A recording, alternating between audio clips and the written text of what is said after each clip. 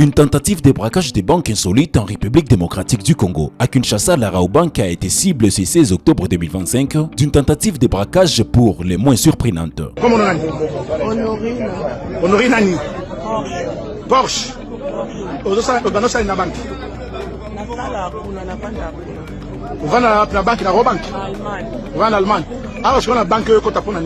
L'auteur de cet acte, Honorine Porsche, a tenté de braquer la banque avec une arme factice. Rapidement maîtrisée par la police, elle a été arrêtée sur place afin de pouvoir commettre l'irréparable. La fouille est menée dans sa chambre d'hôtel, située à Matongé, a révélé des éléments troublants. Plusieurs objets occultes et fétiches ont été découverts, laissant penser qu'elle s'adonnait à des pratiques mystiques avant de passer à l'action. De son vrai nom, Olat Massamba, connu aussi sous le pseudonyme Honorine Porsche, puis Mukuna, cette quadragénaire, mère de 4 enfants, a grandi à Cologne en Allemagne où elle s'était installée à l'âge de 7 ans. Divorcée d'un ressortissant brazzavillois, elle vivait récemment à Kerpen, en banlieue de Cologne avec son compagnon. À la suite de cet incident, le gouvernement congolais a convoqué une réunion de crise. Selon Daniel Bumba, gouverneur de la province de Kinshasa, des tirs ont été entendus lors de l'intervention policière, mais aucun décès n'a été enregistré.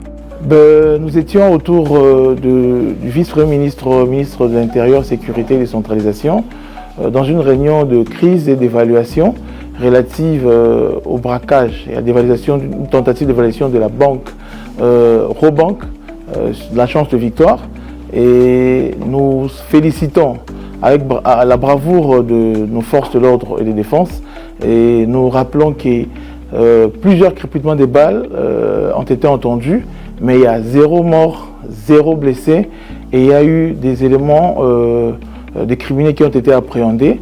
Donc nous profitons de l'occasion pour rassurer la population quinoise d'évacuer librement en toute sécurité et quiétude parce que les forces de l'ordre et de la défense de la ville de Kinshasa sont là à leur côté pour assurer leur sécurité. Et pendant ce temps, à plus de 1500 km de là, un autre incident sécuritaire s'est produit à la frontière RDC-Burundi, au poste de Kamvivira près d'Uvira. Une femme a été interpellée en flagrant délit par les services sécuritaires alors qu'elle tentait de traverser vers Bujumbura. Elle transportait une arme à feu soigneusement dissimulée dans son véhicule. D'après le préfet Nakishale Bougala, responsable du poste frontalier, la suspecte serait impliquée dans plusieurs actes de vol main armée. Elle a été transférée à l'auditorat militaire d'Uvira pour les suites judiciaires. Et du côté de la ville volcanique de Goma, une autre actualité importante a retenu l'attention ce vendredi 17 octobre 2025. Le maire adjoint de la ville de Goma, M. Désiré Ngabokisuba, sous l'administration de la FC M23, a échangé avec les opérateurs du secteur de l'électricité ainsi qu'avec les sous-raccordeurs des courants. Cette rencontre visait à trouver une solution urgente à un problème qui touche directement la population de Goma. La vente du courant en déprise excessif par les sous-raccordeurs non agréés qui facturent plus cher que les opérateurs légaux. Le maire adjoint de Désiré Ngabokisuba a dénoncé cette pratique illégale et a insisté sur la nécessité de rétablir l'ordre et la justice tarifaire dans la distribution du courant électrique. Au terme de la réunion, plusieurs mesures collectives ont été adoptées pour protéger les consommateurs et assainir les secteurs. L'État avait confié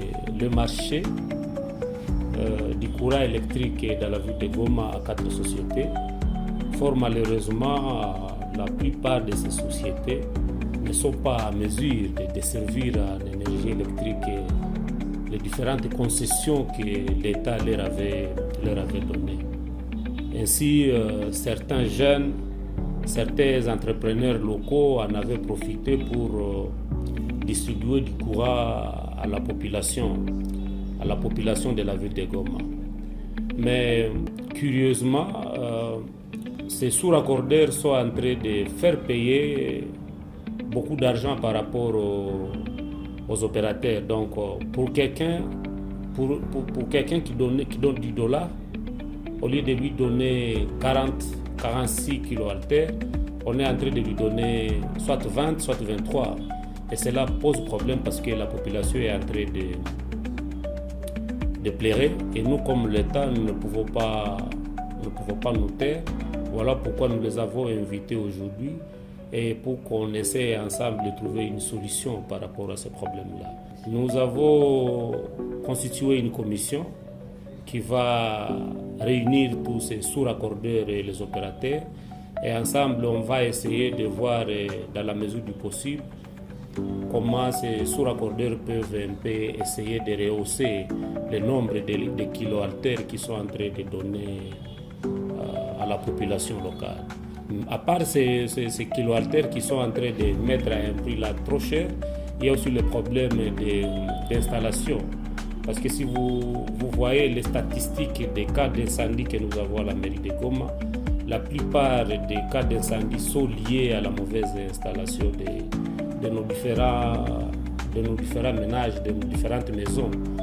Voilà pourquoi la commission même va aussi tabler sur ça et essayer de trouver des solutions pour qu'à chaque installation d'une maison quelconque, qu'on essaie de vérifier si la maison a été très bien installée avant de lui donner du courant.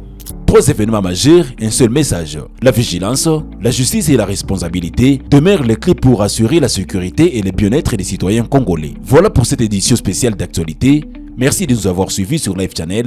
N'oubliez pas de vous abonner, liker et partager cette vidéo pour rester informé en temps réel. A très bientôt pour une nouvelle édition.